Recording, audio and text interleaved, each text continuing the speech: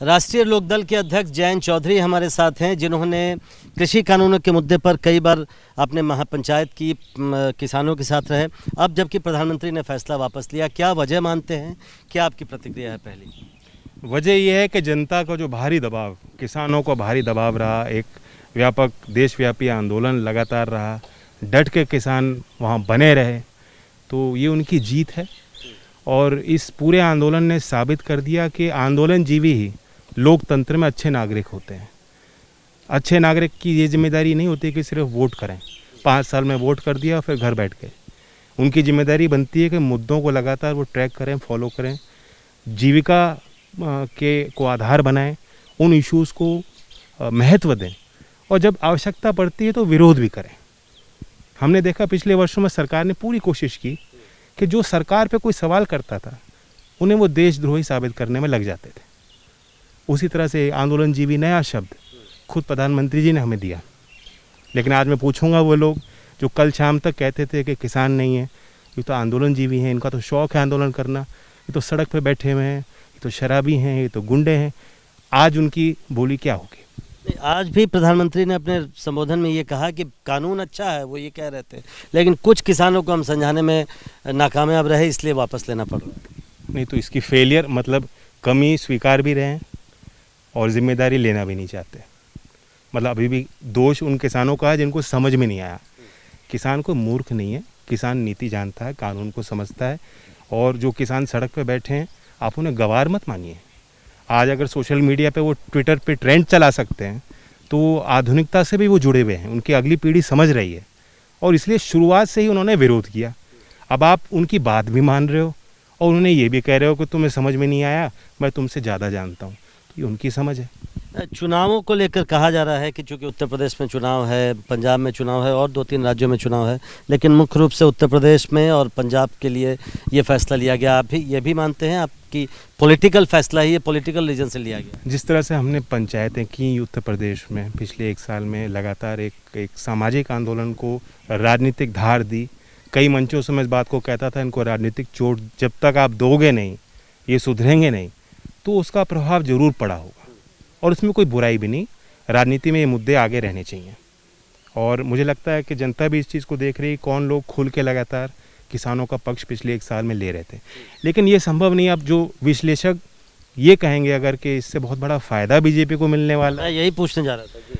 पहले आप चोटिल करोगे, फिर घाव पे पट्टी लगाओगे और कहोगे देखो कितना अच्छा काम कर दिया, संभव नहीं है। तो आपको क्या आरएलडी को फ़ायदा होगा, आपकी पार्टी को फ़ायदा होगा? क्योंकि आप लोग 1 साल से लगे हुए थे, आप लोग हम देख रहे थे कि आप लगातार अलग अलग गाँवों में जाकर किसानों के साथ बात कर रहे हैं। नहीं, फ़ायदा होगा, बट सवाल लोगों को सोचना पड़ेगा बड़े गंभीरता से कि कल तक जो लोग कह रहे थे कि इन 3 कानून से देश को फ़ायदा है, किसान को फ़ायदा है, अब कल वो ये कहेंगे कि इनके रद्द होने से देश को फ़ायदा है और किसान को फ़ायदा है। तो चित भी मेरी, पट भी मेरी, ये संभव नहीं है। मैं 2 सवाल बस और पूछना चाहता हूँ। आपकी पार्टी, चूँकि उत्तर प्रदेश में आपको चुनाव लड़ना है, क्या समाजवादी पार्टी से आपकी बातचीत चल रही है? सब लोग ये जानना चाहते हैं, क्योंकि पहले ये खबर आई थी कि बातचीत चल रही है, वो क्यों रुकी पड़ी है? कब तक ये फैसला हो पाएगा? नहीं, अभी हम चाय पी रहे हैं और चीनी घोली है और बहुत जल्दी आपको मिठाई खिलाएंगे। तो मिठाई मतलब इस महीने के अंत तक मिल जाएगी और समाजवादी पार्टी के साथ ही मिठाई खाएंगे, ये भी सवाल है? क्योंकि कई लोगों को लगता है कि कहीं ऐसा तो नहीं है कि आप अपना पोजीशन चेंज करेंगे, बीजेपी के साथ जाएंगे, क्योंकि अब तो सरकार ने ये भी वापस ले लिया है कानून। तो हमें 1 साल पहले जो किसान की स्थिति थी उसमें क्या सुधार है? आप ही कानून लाए थे बिना पूछे, हमने तो नहीं मांग की थी। अब उसे 1 साल बाद वापस कर रहे हो, तो 1 साल का जवाब आपको देना पड़ेगा। 700 लोगों की मौतों का जवाब देना पड़ेगा, उनके परिवारों की संवेदना को आपको समझना पड़ेगा, लखीमपुर घटना का आपको जवाब देना पड़ेगा। आपके जो गुंडे लगातार किसानों को प्रताड़ित कर रहे थे, अपमान कर रहे थे, उसका जवाब आपको देना पड़ेगा। तो ये स्थिति नहीं है कि आज आपने कानून वापस कर लिया, हम लोग उनको शाबाशी करेंगे या हम लोग उनके साथ खड़े हो जाएंगे, ये संभव नहीं है। किसान की लड़ाई जारी रहेगी। सही मायने में सत्ता को हासिल करने के लिए आज किसानों ने एक शुरुआत की है, ये तो एक लंबी जंग हमें लड़नी है। लेकिन आप समाजवादी पार्टी के साथ ही जाएंगे, नहीं इतना तो कह सकते हैं? नहीं, आपने मिठाई की सवाल किया, मिठाई किसको खिलाएंगे? मिठाई तो हम आप लोगों को खिलाएंगे। और ऐसा गठबंधन बनाएंगे कि उत्तर प्रदेश के नौजवानों को, महिलाओं को जो विकास चाहते हैं, हमारे उस मीठे काम का प्रभाव उन तक पहुँचे। एक आखिरी सवाल, कई लोग कह रहे हैं कि आंदोलन जारी रहेगा, क्या अब जबकि ये एक प्रमुख मांग थी, अब सरकार ने वापस ले लिया है कानून, तो आंदोलन खत्म होना चाहिए, या खत्म नहीं भी हो तो कम से कम जगह बदलनी चाहिए, लोगों को दिक्कतें हो रही है, ये ऐसी भी बात आ रही है? देखिए, ये तो दर्शाता है कि किस तरह से किसान बिल्कुल भी इस सरकार पे विश्वास नहीं करना चाहते। ये भी फेलियर सरकार का है, इसका भी दोष आप किसान को नहीं दे सकते, उन संगठनों को नहीं दे सकते, क्योंकि 1 साल उनको बैठना पड़ा। मोदी जी ने कहा तो था कि I am 1 telephone call away, लेकिन पिछले कई महीनों से कोई बातचीत भी उनसे नहीं कर रहा था। तो मैं कतई इनको दोष नहीं देता, मैं उनके साथ हूँ। हाँ, संगठन जो हैं, जो आंदोलनकारी जो लोग हैं वहाँ जो बैठे हैं लगातार, ये फैसला उनको लेना है।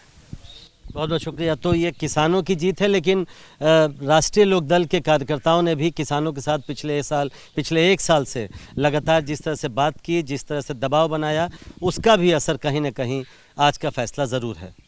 कैमरामैन कपिल मिश्रा के साथ प्रशांत, एबीपी न्यूज़, दिल्ली।